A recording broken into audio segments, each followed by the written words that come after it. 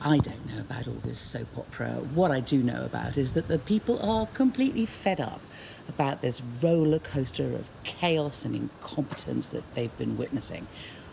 They will get a chance in the near future to be able to express themselves, and I'm quite sure that they will be showing just how disgusted they are with all of this. It doesn't seem to matter what leader they get, it just continues to be chaos.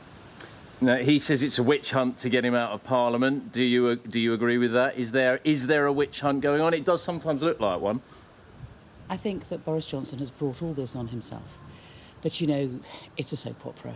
What the public want to know about is who is going to look after their interests, who's going to be actually interested in the cost of living, in looking after our hospitals, in making sure that we fight crime on our streets. That's what should be important, not all this nonsense, not all this chaos, and not all this corruption. Does this have any implications for Rishi Sunak? I think all it shows is that it doesn't matter who is in charge.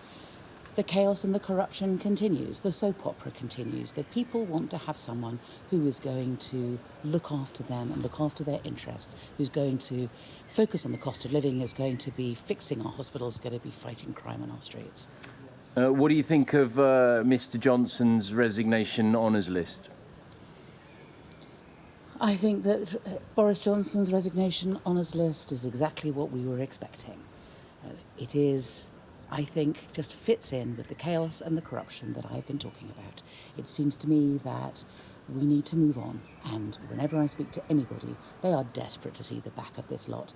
They are desperate to see a back of the chaos and the corruption that this government have brought us, and they want to have one that's going to look after them.